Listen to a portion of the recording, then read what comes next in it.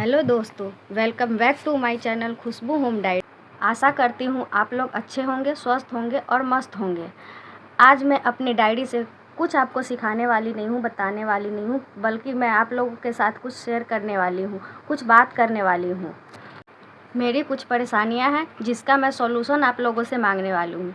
इसलिए आप लोग मेरी वीडियो को स्किप मत कीजिएगा और पूरा वीडियो देख करके मुझे बताइएगा कि मुझे आगे क्या करना चाहिए और ये प्रॉब्लम किस किस के साथ हुई है। और चैनल पे नए हैं तो मुझे सब्सक्राइब ज़रूर कीजिएगा, जिससे हमें मोटिवेशन मिलता है और मुझे आप लोगों के मोटिवेशन की बहुत अधिक आवश्यकता है। तो चलिए हम बढ़ते हैं अपनी वीडियो की ओर। जैसा कि आप लोगों को पता है कि मैं हरियाणा में रहती हूँ, तो यहाँ पे सरकार के द्वारा बीपीएल परिवार और एससी परिवारों के लिए राइट टू एजुकेशन के तहत प्राइवेट स्कूलों में छोटे बच्चों को जैसे नर्सरी से सेकेंड क्लास तक एडमिशन लिया जाता है। जैसा कि आपने थंबनेल में देखा होगा कि मेरे बच्चे के साथ नाइंसाफ़ी हुई है। इसमें मैंने अपने बच्चों का भी फॉर्म अप्लाई किया था, ये रखा है। और हमने बीईओ ऑफिस में जा कर के अपने सारे डॉक्यूमेंट्स वेरीफाइड भी करवाए। सारे डॉक्यूमेंट्स वहाँ सही निकलने के बाद उन्होंने हमें वेरीफाई करके दे दिया। वहाँ से हमें स्कूल अलॉटमेंट भी किया गया। भवन विद्यालय सेक्टर 15 पंचकूला में हमारे बच्चे का स्कूल में नाम आ चुका। जब मैं स्कूल में अपने सारे डॉक्यूमेंट्स लेकर के स्कूल में एडमिशन के लिए पहुंचती हूं, तो वहां हमारे डॉक्यूमेंट्स जमा कर लिए जाते हैं और बताए जाते हैं कि आप जाओ, आपको 5 तारीख को मेरे स्कूल से फ़ोन जाएगा, आप वहां आकर के अपना एडमिशन करवा लेना। जब मैं 5 तारीख को मुझे कोई फ़ोन नहीं आया। जब मैं स्कूल में गई तो वहाँ हमें बताया गया कि नहीं, आपके बच्चे का एडमिशन नहीं हो सकता है। मैंने पूछा कि मेरे बच्चे का एडमिशन क्यों नहीं हो सकता है, तो उन्होंने बताया कि क्योंकि 0 से 1 किलोमीटर के अंदर के ही बच्चे को हम स्कूल में ले रहे हैं, जबकि आपका दायरा 1 से 3 किलोमीटर के 3 किलोमीटर के अंदर में है। जबकि फॉर्म भरते टाइम ऐसी कोई क्राइटेरिया लगाई नहीं गई थी। फॉर्म भरते टाइम ये क्राइटेरिया थी कि 0 से 1 किलोमीटर और 1 से 3 किलोमीटर के अंदर वाले बच्चे को एडमिशन दिया जाएगा। 3 किलोमीटर के अंदर वाले बच्चे फॉर्म भर सकते हैं। और मेरे सारे डॉक्यूमेंट्स वेरीफाई होने के बाद ही हमें स्कूल अलॉटमेंट किए गए थे।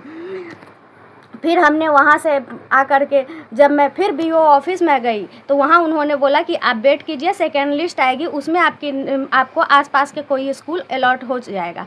हमने आज 1-1.5 महीने स्कूल अलॉट हुए हो गए, आज तक कोई वेटिंग लिस्ट नहीं आई है, दूसरा एडमिशन नहीं हुआ है। आज तक हम इंतज़ार करते रहे। इसके बाद मैंने सीएम विंडो में भी अप्लाई किया, जिसका मेरे रजिस्ट्रेशन नंबर मेरे पास है। उसके बाद मैंने मिनिस्टर ऑफिस चंडीगढ़ में भी फ़ोन किया। उन्होंने मुझे बताया कि आप डीईईओ ऑफिस सेक्टर 7 में जाइए, वहाँ आप एक एप्लीकेशन डालिए, आपका काम हो जाएगा। फिर मैंने वहाँ जा कर के एक एप्लीकेशन डाला। वहाँ के कर्मचारी मुझे बोले कि मैं बीईओ ऑफिस में एक एप्लीकेशन डाल देता हूँ, वो लोग वहाँ काम करेंगे। फिर दूसरे दिन गए, उन्होंने बोला कि मैं वहाँ तो डाल दिया था, आज मैं स्कूल में एप्लीकेशन डाल देता हूँ, वहाँ से स्कूल वालों को आपको फ़ोन आ जाएगा।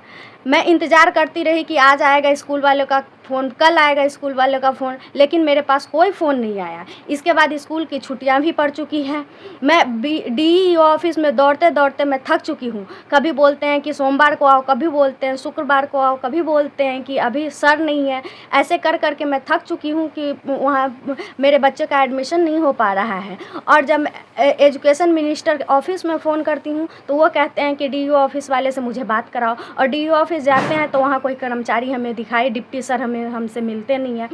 तो आप लोग ही बताइए कि हम ऐसे में क्या करें, हम किसका दोष दें। इसमें गलती सरकार की, सिस्टम की या स्कूल वालों की होती है, लेकिन पीसा कौन जाता है? हम जैसे गरीब लोग।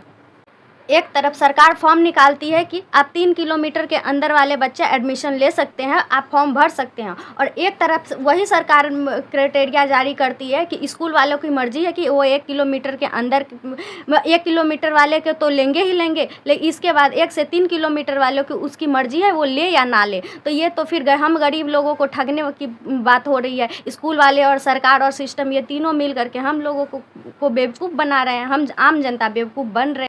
और आज जब हम डीईईओ ऑफिस में गए थे तो वहाँ हमें बोला गया कि आप अब तो कुछ नहीं होने वाला क्योंकि अब डेट निकल चुका है। तो जब स्कूल अलर्ट हुआ उसी समय से हम दौड़ते दौड़ते अब तक थक चुके हैं और 1 महीने तक हमारा कुछ नहीं हुआ। अब वो लोग हमारी गलती ठहरा रहे हैं कि अब तो कुछ नहीं हो सकता क्योंकि डेट निकल चुका है।